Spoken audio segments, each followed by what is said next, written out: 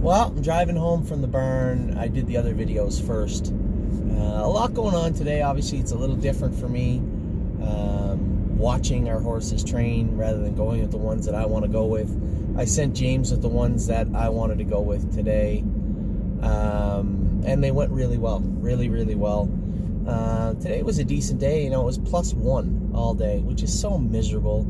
The horses, and windy, the horses aren't going to train good in that, and they were going slow to begin with. We treated today more like a Wednesday than a Saturday, obviously, because we had the drone here on Wednesday. I was really happy, and then I didn't get to talk to you guys much because of everything that went on Thursday. I didn't get to talk to you guys much about the ones I trained in the morning. I thought they trained really well. I trained Nancy Allison. She trained great. I trained... Libero Hanover. He trained great. He made a break today on Danny. He's getting a little close to himself in the corners, I think, and Danny said maybe put the hobbles on him. I wasn't sold on that, but, ultimately it doesn't hurt, so maybe we will.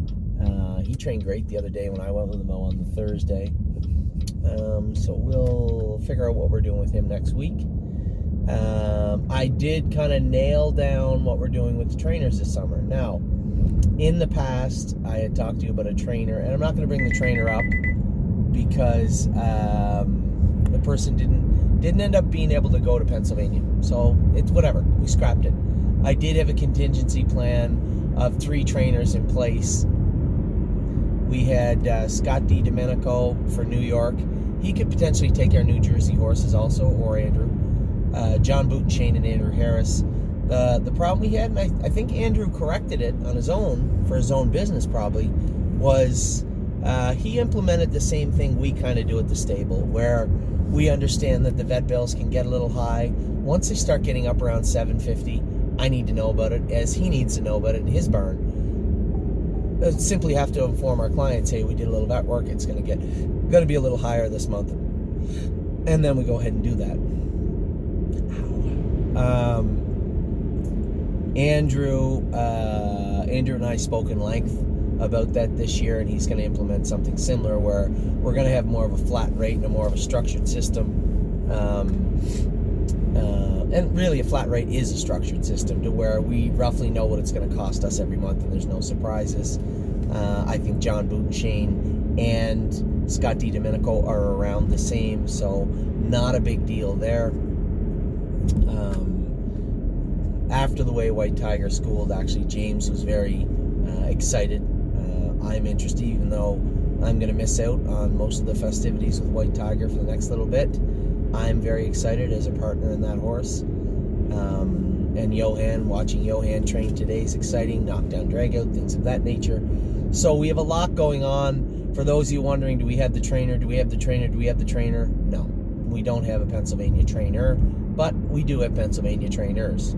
We have Andrew Harris. John Bootenshane is going to be taking some of our horses, as is Scott D. Domenico. Now, you think about a horse like Casanova's Jewel and a horse like Just a Tad potentially going to a Stallion Series type stake.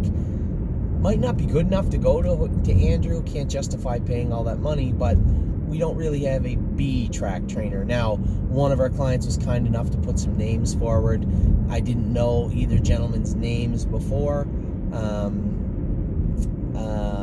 And we had some pressure to send one of the horses he owns a piece of to one of those trainers also. So a lot going on behind the scenes as far as what's going on with Pennsylvania. But for the mainstream stuff, it's already figured out, and it was always a contingency, and now it's a reality. So we have Andrew, Scott D. Domenico, and John Bootenshane will be just fine for that. My wrist is still a little sore. So, still. Obviously, you guys know what had happened to me.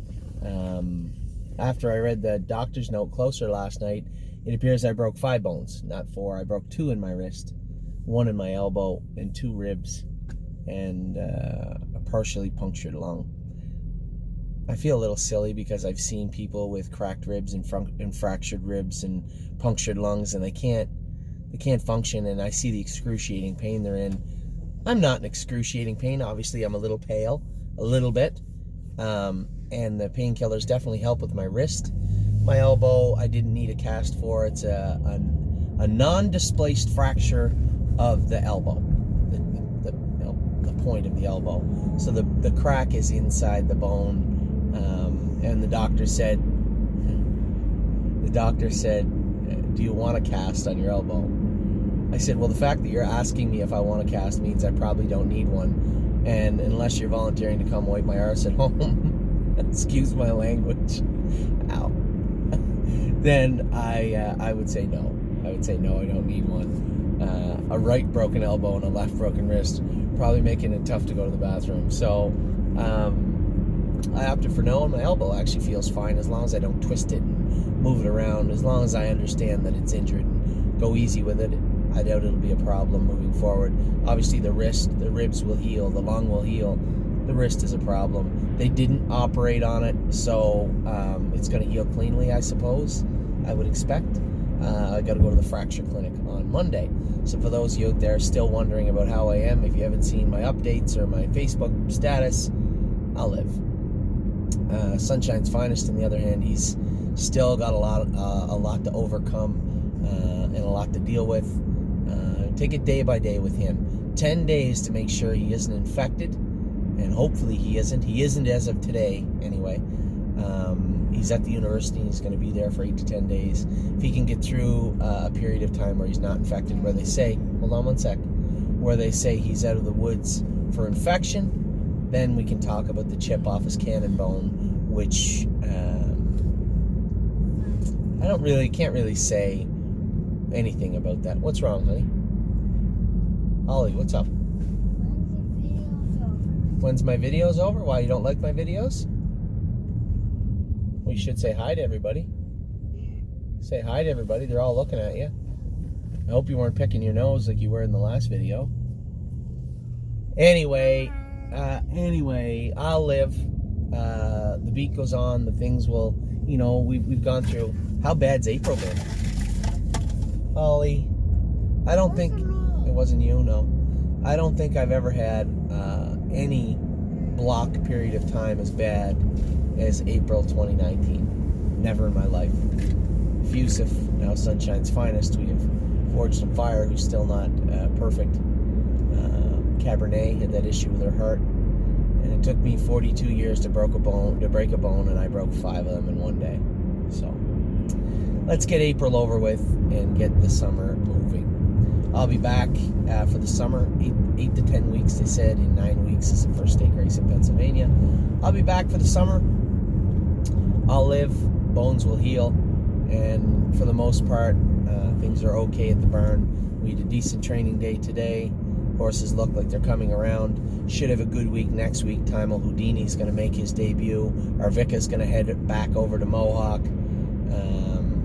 We got tonight, Saturday night. Now, you guys have already watched the race, but we have Yes, outside post. We'll see what he can do from there. See you in Tuscany. Just trying to get a flat line on him. And old West 52nd with a trailing post in the non-winners of 2 tomorrow. So I'm a little bit under the weather, a little bit hurt, but I'll live. I'll make it through, and we'll get this summer underway soon, and try and put this chapter far behind us as soon as we can. So, 8-minute opening, kind of a short group of videos this week, but I am a wee bit injured, so we'll push forward. I'll talk to you guys soon. I hope you're having a much better week than me, and I hope you're having a great weekend. Had a great weekend, and I will talk to you guys soon.